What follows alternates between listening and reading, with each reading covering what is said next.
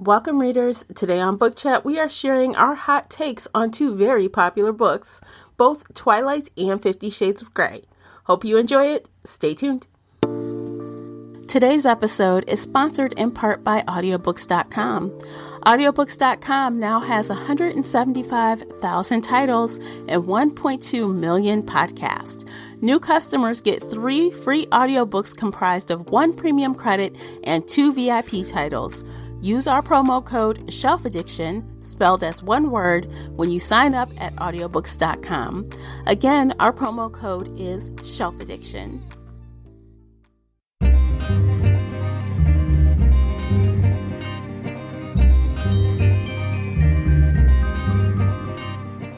Hey everyone, I'm your host, Tamara Ford, and welcome to Book Chat here on the Shelf Addiction Podcast. Participate in this discussion by joining the Facebook group Shelf Addiction Official. I hope to hear your thoughts on today's topic. You can always find me and Casey on Twitter and Instagram. The links for everything I've mentioned are below in the show notes. If you enjoyed today's episode, please support this podcast by sharing it with some book nerd friends or on your favorite social media space. That would really help me out, and I appreciate you for doing so. The uncut video version of this podcast is available now on Patreon. Join us there for exclusive videos, including after shows and more. So if you're interested in that at all, you'll need to come on over to Patreon and sign up. Without further ado, let's get started. We've got a lot to cover today, so we are going to jump right on in. Joining me is feature co-host Casey from Heartful of Ink. Welcome back, Casey. Hello. I'm so excited to be here. Yay! So today we are going to talk about two very popular book series and possibly get into their movie adaptations. I don't know. We'll see how the conversation goes. But we are giving our highly opinionated thoughts on these series. And if you can't guess by the title, we're talking about 50 Shades of Grey and its original series, Twilight. Yes. For those that don't know, Twilight was the original work of art, and 50 Shades of Grey was fan fiction to start. Yes, it was. Which is amazing. Sure. Let's go. But I have a fun fact about, the 50 Shades stuff. I was perusing the internet, and I remember in 2012 when this happened, but in December 2012, Random Publishing House, well, I guess it was Penguin Random now, they gave all their employees $5,000 after the huge success of that trilogy. I heard about that. Like, they made so much money. Like, even the janitors got the bonus. Like, everybody in that building made bank that year. And isn't that crazy that the fan fiction did that and not the original books? I mean, you're like, I guess. No, I'm happy that books were bought and people read and, all of that jazz. And a lot of people got a lot of bonuses that year. That is awesome. But the content of the book is no. I know. Because let me just say, like, I personally know someone in my own circle. I'll just tell on my mother. My own mother doesn't even read books. Like, not regularly. She's a teacher, retired teacher. She just doesn't enjoy reading. But she read these books and loved them. I couldn't really get it. I didn't get it. And to be fair, I only read book 1. I couldn't get past book 1. How about you? So I started book 1, and I think I got maybe 80 or 100 pages in, and the grammar was so bad. And also, like, everything about the story was bad. And I remember, I think he had spent the night the first time, and she was wearing her hair in pigtails, and he's like, I like you like that. You look like a little girl. And I screamed, pedophile! And threw the book down and ran away. And, I didn't even get to their kinky sex stuff. I was like, nope, I'm out. The grammar is bad. The story is atrocious. You don't know how to write sentences. And now he's like comparing you to a little girl. Nope, I'm out. I'm so far out. I'm done. I don't even remember that part. I think because I was you might have gotten to this part, but I was so scarred for life by this one part. And I'll try to be as vague as possible since this is the public feed. So there's this scene, and if you've read it, I'm sure you know what I'm talking about. There's this scene, Anna's got her time of the month. Oh, is that they go? One? It is. That's the only book I read. God. That was the only book I read. People have told me about this scene, and I'm just cringing. I did not see that. I was like, my brain wanted to just shut down. I'm like, what the fuck? How is this sexy to anybody? Nope. Do not be. Nope. Don't do that. If you don't know what I'm talking about, message me on the side and I'll tell you exactly what happened. You don't have to buy the book and read it. I'll tell you, but I'll tell you off air. Yes. No, I did not see that part. Again, it was very early. They hadn't even had sex yet. Like, they didn't even have the kinky sex. Okay. It was just, and I was like, I quit. If I want kinky sex, I'll read something else. So I did. I was like, nope. I mean, honestly, I was surprised I was able to finish the book. And I did, though, because I wanted to review it. And my review is still up on Shelf Addiction blog. Ooh. And I mean, I hate to say it, but I did kind of feel, and I still feel, and like, no disrespect to those that don't read a lot, because my mom is one of those. But I feel like people who didn't read a lot of books like these books, because you don't have a lot of perspective. Mm-hmm. Yeah, that's very fair. It's an easy read. You don't have to think too much.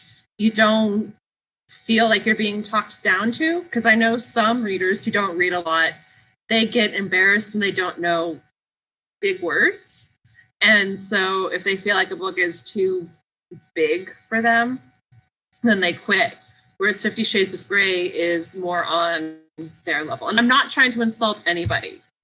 Everybody's at different reading levels. Everybody's at different comfort levels. But if you don't read often, you're not going to want a book with a bunch of, you're not going to go reading Dune or Tolkien's Lord of the Rings. No. You'll fall asleep in 2 seconds because he has such a huge vocabulary. I fall asleep reading those books. It's just easy, light popcorn reads. It's popcorn and something. Not and popcorn. It's like Peeps. The marshmallowy goodness that I do not like. I don't like Peeps. With crazy shenanigans in it. Okay, so I do give, as fan fiction, she technically did the job, right? She took those characters and made other characters from them. And then, of course, she switched up the plot just a little bit, but it follows, right? So, yeah, she did what fan fiction is supposed to do. And she grabbed an audience that didn't know they were looking for it. So, yes, kudos to her for getting that done. Yes. But I will never in my life ever recommend anybody read that book or series ever. It's bad, y'all. It's bad. It's so bad. It's rapey. It's bad. It's abuse. It's gaslighting. It's terrible grammar. Yeah, all of those relationship triggers, if you have them, they're probably in this book. If you have any of the more common ones, like Casey just mentioned, it's in the book. It's in the book. It's absolutely 100. If you have a relationship like this relationship, please go get help. Go to therapy. Run away from your spouse. Just leave. Because this is abuse. Yeah. Everything in this book is abuse. And that it is no way, shape, or form okay. And Anna, I guess, Anna, she's going for it. She's about it. Until, one thing happens she doesn't quite like. But other than that, she's about it. And if I remember correctly, it gets worse as the series goes on, as far as telling her what to eat and what to do and stuff. And the guy's damaged, right? As most, bad, quote unquote, bad boys are, right? And I'm using the air quotes. But for some reason, everyone, or not everyone, a lot of people that enjoyed this series seem to give this character a pass because he's filthy rich. No. Is that the reason? I feel like, because, you know, I feel like it's that's this thing. He's Like, rich and he's white. Yeah, and that's a trope, right? Where the rich guy, the rich white guy comes in, scoops up the trash off the street, and says, "This is your new life." And everyone's like, "Oh, that's so romantic. They're in a helicopter." And that's all they think about. Yeah. Oh, yeah. No, it's Cinderella. It's the girl who's sweeping chimneys is suddenly, you know, married to the prince. And yeah, no, it's kink in general is not bad. The way Christian Grey does it is wrong and bad and abuse. And he's trash fire who deserves to burn in hell forever. Yeah, it's pretty problematic, to be honest. And that's putting it mildly. But I do wonder, though, like, I can't help but wonder, like, what those that read the book and enjoyed it, what did they not see it? Or did they not care? Like, I wonder if I wish I could get into the mind. Yes, I have a theory. Okay. And my theory is expansive and it encompasses America's sexual repressed culture and the fact that we usually don't talk about sex. We can't talk about sex. If you brought up kink before 50 Shades of Grey, you were mocked. Like, nobody talked about it at all. There was a lot of romance and erotic books before 50 Shades of Grey, but again, you know, romance is shit on all the time. They're like, "Oh my God, do you read that shitty trash?"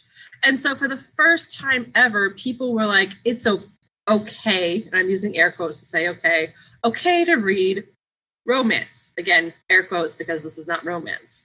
And so for so many, I'm just going to say, like, white suburban moms who live the plain vanilla life, who've never read anything, who wanted their Cinderella story, they read this and went, "Oh, I'm so titillated."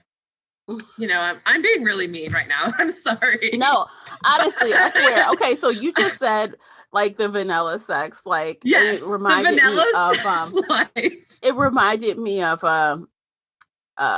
Married at First Sight, that one season where the I think Elizabeth is her name, or Beth is her name. She tells her husband all he wants to have is, like, ordinary, like, vanilla, like, sex. It's like white boy sex or something, she says. I mean, I'm not quoting her verbatim, but I'm like, damn, she told her husband that. Yeah. That's what most people in America experience. Like, that's the suburban American life. You don't have kinky sex at all. You don't have the rich man flying in on a helicopter to whisk you away to whatever. Like, and so I think for them, that was their first foray into this. And so they're like, "Oh, well, maybe I do like kink, but I like this." And so they just, like, blind sheep follow their new desires. Oh, poor babies. That's unfortunate, but I think you're right. Yeah. It was just so different than anything they've read. And it was considered mainstream, so everybody was reading it, so they weren't ashamed to read it. Yeah, and they could talk about it with people, whereas, you know, before this, if you watched porn, everybody would, like, gasp and point and, you know, paint you with a scarlet letter or whatever, even though porn's been around for fucking ever. Like, you know, this was the first time it became mainstream. So in that sense, I almost want to thank 50 Shades of Grey. But I think she reignited that. Yeah, she reignited that in a more mainstream way, which is great. I give that, you know, everything that it accomplished was good, but the content was the content, you guys, it's fucked up. Like, it is truly fucked up. This is not the way any sort of kink BDSM should ever work, ever.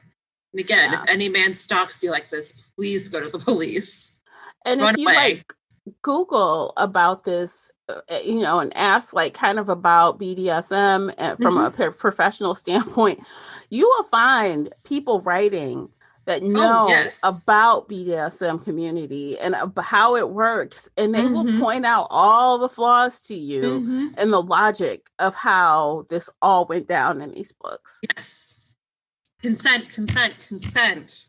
And I want to bring and this rules, up. dude. And, like rules. The safe word in BDSM, everybody has a safe word. And if you use your safe word, everything stops. Like, that's it. That's like hitting somebody with a stop sign. If you say your safe word, you stop. That's it. In one of these books, I don't remember which one, Anna says her safe word and he keeps going, which makes Christian Grey a rapist. He is a rapist. He did not stop when she said stop. Yeah, I mean, that is really sick. Like, is the purpose of a safe person has gotten to their end of their rope of whatever you're doing, whatever it is, they don't like it anymore. Yeah. So you should stop. And if you don't, that is the definition of a rapist. Yep. So he is, which is crazy that to me, it's a little crazy that a woman wrote this and thought it was hot. I just can't wrap my mind around like, it. What is going on in your head, ELJ? It was like, why do you think this is okay? I'm not right about kink, but do it right. You know, like follow the actual rules. Don't make up your own. Because then people get hurt. Yeah, yeah. And apparently, so recently she released Freed, I think that was the title, where it's, I think, the first book all over again, but from his point of view. And I have seen some people talk about it, and it's the same effing book again. It's like nothing different, really. And it doesn't make you feel any differently about Christian Grey, from what I understand. And I will never know because I will never read it. But that's what I hear. And the crazy part is I could actually draw some lines between Christian Grey and Edward from the original series. And I've read all the Twilight books. And to full disclosure, I actually liked them when I first read them. But to be fair, that was like a long time ago. I was a lot younger. And now those same things that I remember, I find problematic today. So, I first read Twilight when I was 14 or 15. Very young, very naive, little freshman in high school. I really enjoyed it at the time. And then I read a bunch of other books and I was like, oh. And I only read the first 3 books. I never read the 4th one, and I never watched any of the movies. And I just kind of look back and don't look back at the same time. Like, I will never reread the books. Don't want to, don't need to. Because they won't land, right? You'll see every flag will be going off, all the warning signs. You won't be able to like it like you did then. Oh, yeah. So no. When you're 14, you're like, yes, I definitely want somebody sitting outside of my window watching me. That's so romantic. So and now I'm like, or in my room staring at me. Oh, God. Inside. Not now. Oh my God. Oh my Jesus. God. Give me like my no. Stab this man. Like nope. And the thing is, like, and I honestly have a problem with this in a lot of vampire books. I don't like when a 500-year-old vampire, I don't care if he looks 17, he's old AF. He has a lot of life experience. And she is literally 16 years old. I find that very disturbing. In other books as well. I mean, if you want to be an old vampire, as they always are, at least get someone in their mid to late 20s or early 30s. Get someone who has had some life experience. They are not a child. Not older. If not older, but they will never go that old in the book. No. In the movie, What We Do in the Shadows, a vampire, he's like 320 something. He finds his old love and he reunites with her and they get married at the end, except she's 94 years old. And he makes a joke about robbing the cradle because she's so young at 94 compared to his 320 something. I love that movie. That is a great movie. That is so cute because, the funny thing is, or not so funny, because the whole time Bella is constantly infatuated with the fact that she's getting older. By dude, you're 16 years old. Like, exactly. Like, what the hell? Exactly. And ironically, let yourself be. Yes, I actually agree with the character of Edward on this one thing. Why do you have to be a vampire this right now? Mm-hmm. Why? I actually agree on that one thing. I know. If I did all of the things I wanted to do at 16, like become a vampire, no, I do not want to become a vampire anymore. Like, I've outgrown my teenage years so much. No, who wants to be like an adolescent? Basically, you're not even fully in your body yet. Yeah, like that's just a sparkly teenager. No, around the world, going to high school forever. Like, that just sounds like torture. Awful. Why would torture. You decide to stay a teenager in high school forever? I wouldn't. No, I wouldn't. I mean, at least go to college. College is better than high school. You can pass for a college age, and let's be real, all those people that they picked for those movies did not look like teenagers. So, well, they usually pick 20-somethings for movies anyway. But yeah, no, they all looked really hot. You could absolutely, and if you're faking your documentation anyway, pretend you're 21. I know. Why high school? It's so, why high school? I don't know. And then honestly, the relationship between Edward and Bella was very parental, just like with Christian and Anna. It's like he's very dominating over her in a parental kind of way.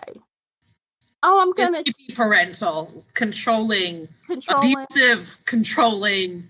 Yes. Yeah, but I think he was thinking it was a parental because he's trying to protect her, right? A parent will follow your ass to the movies and said, "This is not where you said you were going to go."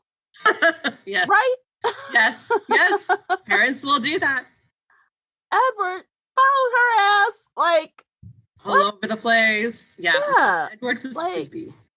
And if a man is stalking you, or a woman, if your partner is stalking you, run away. Go to the police. Run fast. Get a stun gun, a taser, protect yourself, take some kickboxing classes, do something. Gosh. Something. Because I'm like, I can't. And I have watched all the Twilight movies. And I feel like I just watched them because I feel like I was invested. I had read all those books and I wanted to see what happened.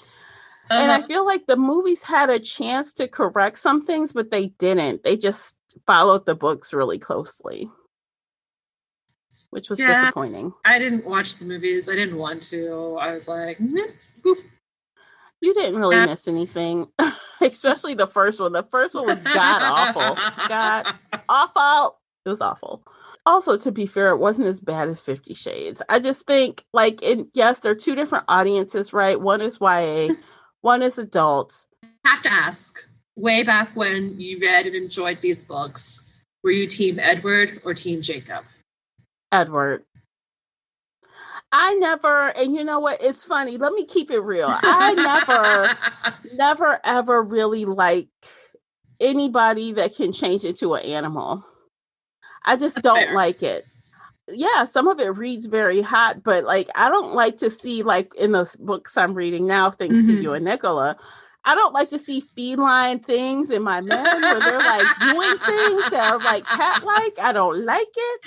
Or a dog. I don't want you trying to lick my face or anything crazy. I don't like that stuff. So I take a vampire any day over an animal.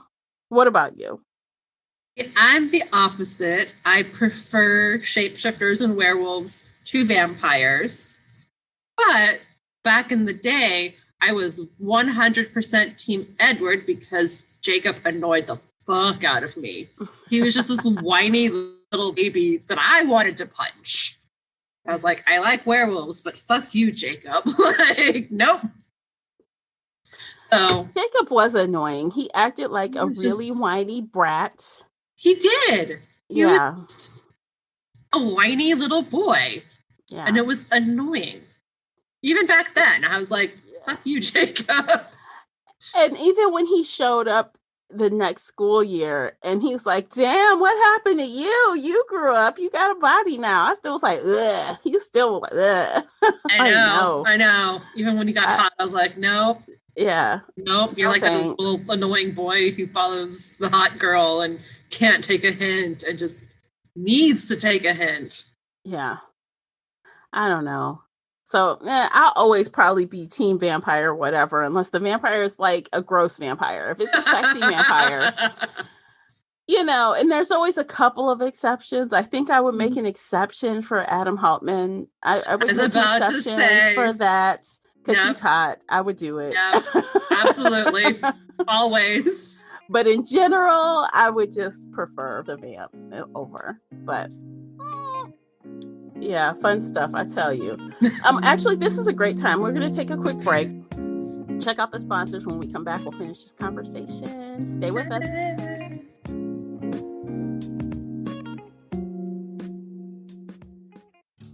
Today's episode is brought to you by the Shelf Addiction merch store.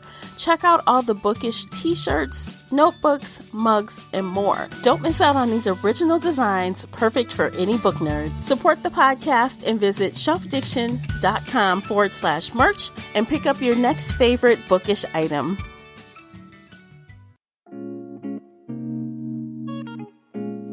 Okay, we are back, guys. Welcome back.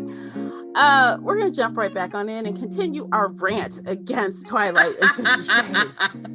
Well, let's talk about the side characters a little bit in these books, because they are also kind of problematic as well.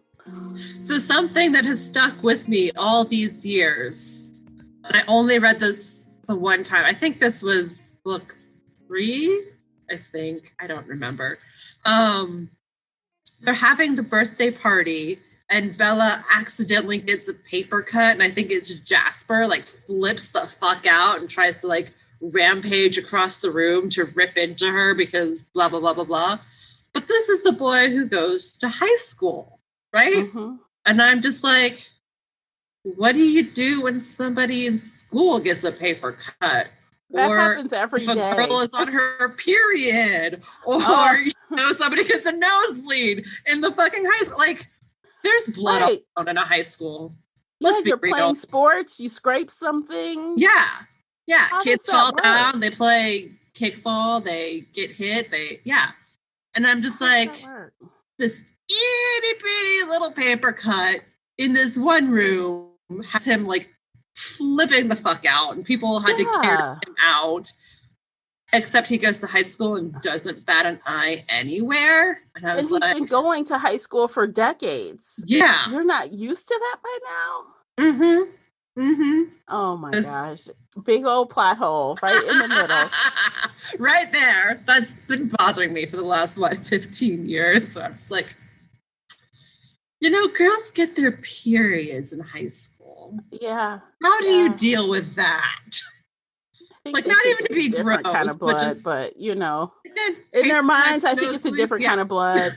But in other books, it's blood is blood. So it just depends on what book you're reading, what author is writing it.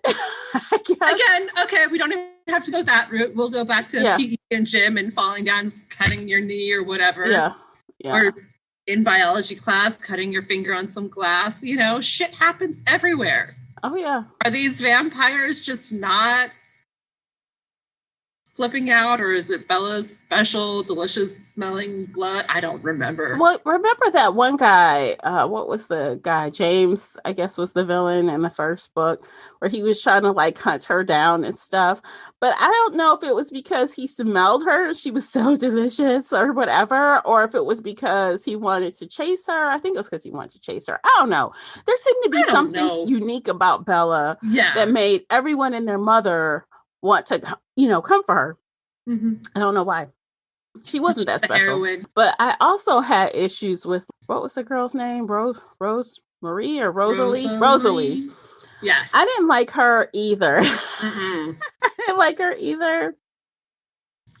Like, she was very, very, she needed therapy, man. Oh yeah. No. All of the vampires needed therapy. Like, I know the dad was a doctor or vet or something or other. He's a doctor. He needed to go find a therapist and change her or him or something. He needed to change somebody into a therapist. He found the most damaged people to turn. Mm-hmm. And I guess in hindsight, for the thrills of it, I guess that is, good for writing, if you're trying to make high drama.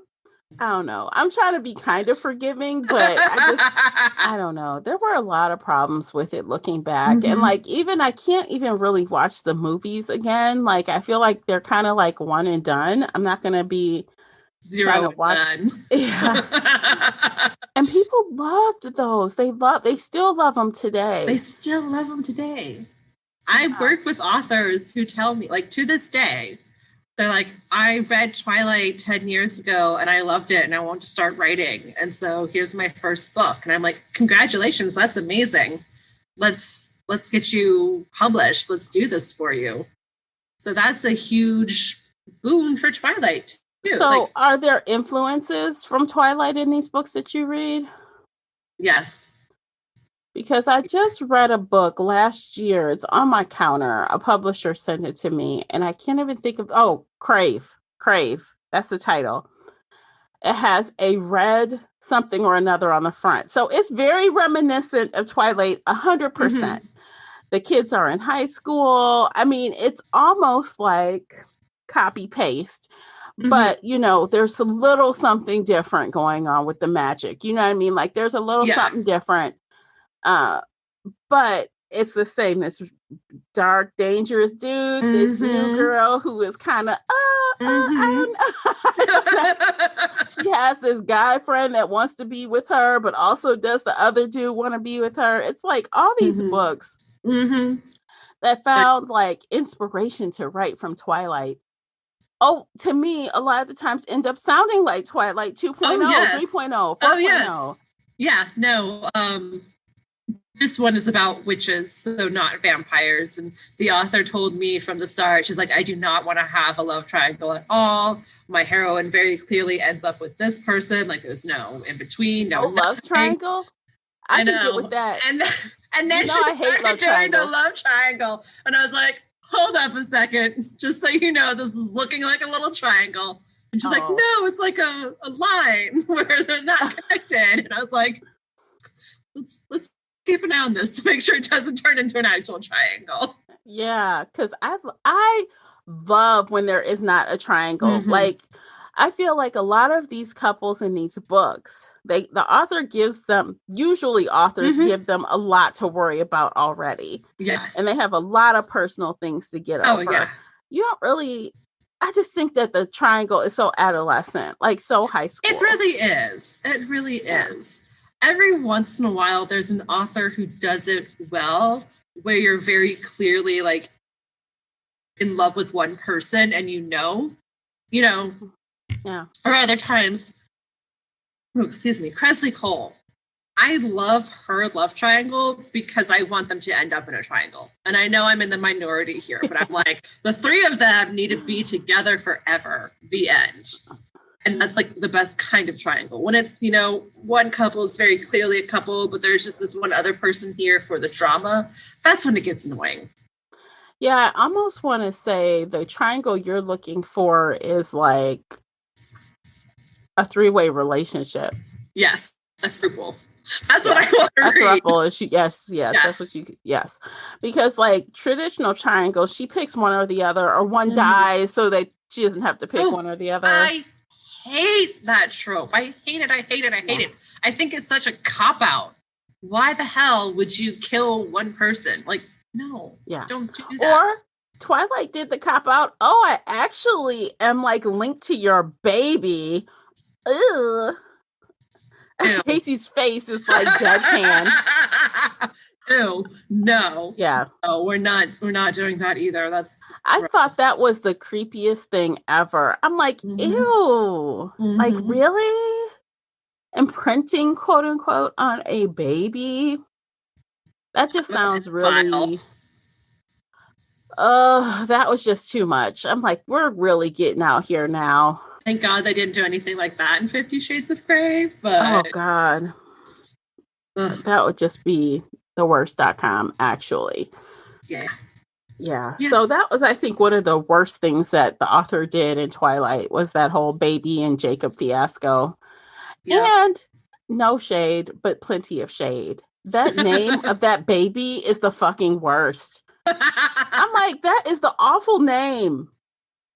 Renesmee? I'm like, at first when I read it in the book, I'm like, how do you pronounce that? Let me sound it out.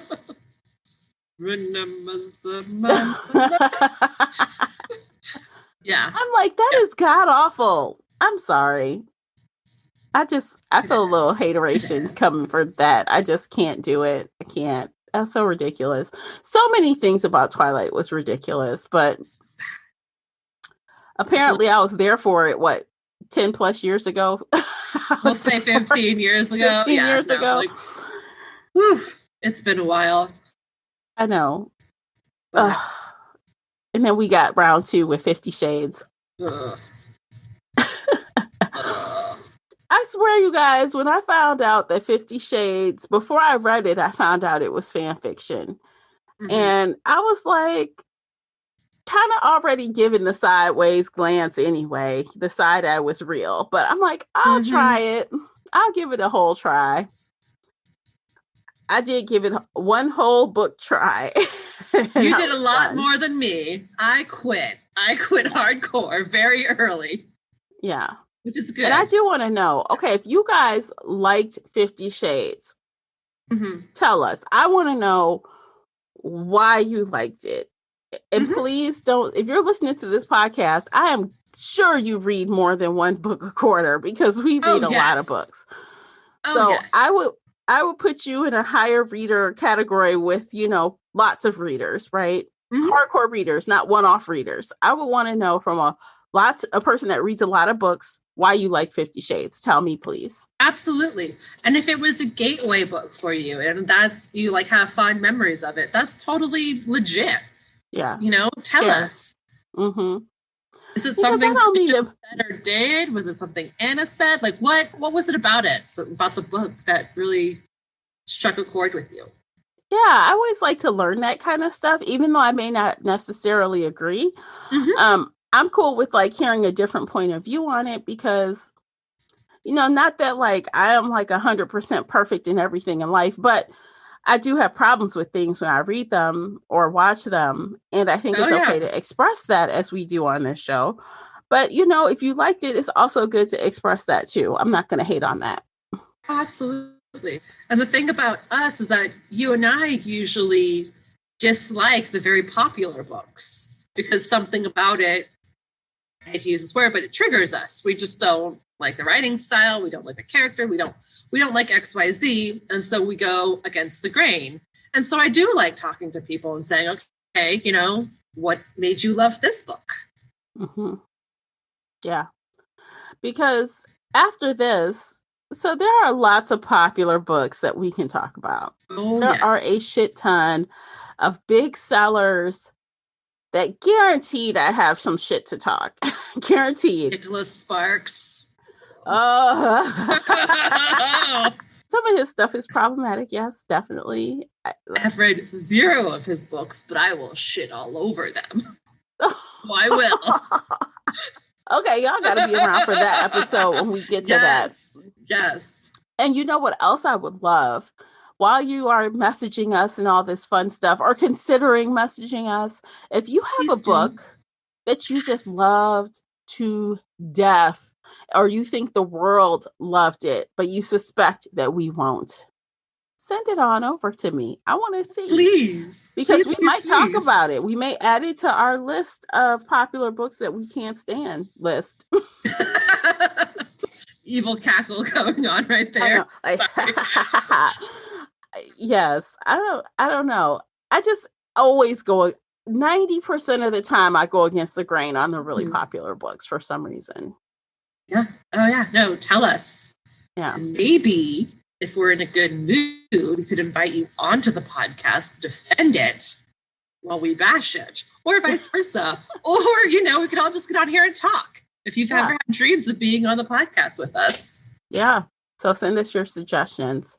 I'm trying to think, is there anything else we should talk shit about on these 2 books? Well, we never mentioned the fact that Edward Sparkles. Oh, God. Oh. Does that need to be brought up? That's my God. Joke for of humanity. Sparkles? Really? I mean, could you at least, that is some bullshit. I will take a daylighter ring any day.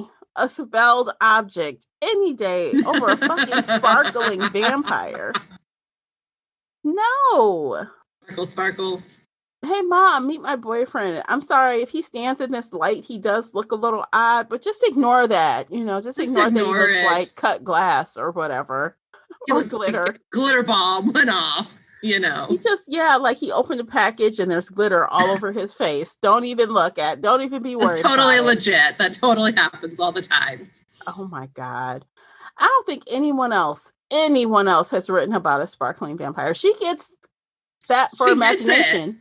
Yeah, because no one else would dare write that shit about a vampire. Nope. We'll make jokes about it, but I don't think anybody will ever write it again. This scary, very primal and mega strong and deadly person that sparkles. It's a racket. Like, what the hell? At least Christian Grey didn't sparkle in any kind of way, so she drew the line. He is a rapist. So, you know. Well, okay. I'm going to keep saying that. I pick sparkles over rape every day, you know, every day. Yes, I would too, but I would choose neither if I had a choice. Yes. Oh my God. Oh Lord, these books, y'all. You know, we didn't really talk about the movies that much. A little bit, but you didn't watch them anyway, so there's no point. There's no point. I would be alone in that, so we're not going to I mean, if you want to vent, go right ahead. No, they're shitty. That's all I have to say. They're shitty. Period. End of point. They're shitty. Don't waste your 2 hours. Yeah, that sounds about right. Yeah. Okay, I guess we're done. Are we done, Casey? I think so. I think we're done with this exploration back into time. And so hope you guys enjoyed it. If you like this episode, definitely holler at us. Let us know. Because we have more of this coming later in the year. Yes. We have a lot of fun your stuff favorite coming. Books, your least favorite books. Let us know what we should talk about. Oh, yeah. Yes. So it's been a great chat. If you're listening to the sound of my voice right now, I appreciate you so much for listening to this entire episode. Love you lots for doing that. And we'll catch you in the next, I guess, podcast that we're together. Yay! So, yes. Take care of yourselves. Talk soon, guys. Bye, everybody.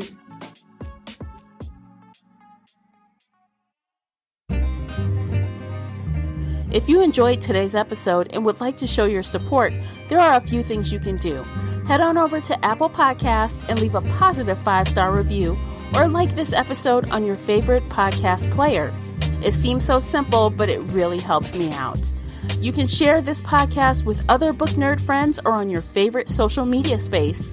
You can also join the Shelf Addiction Patreon family. For as little as $2 a month, you will help us produce even more awesome content for your ears. You can also consider joining the Shelf Addiction Official Facebook group, where we talk all things bookish and more in a safe space. The Shelf Addiction Podcast is a part of the Nerdy Maven Network. You can also reach us via email at info@shelfaddiction.com. Thank you for listening.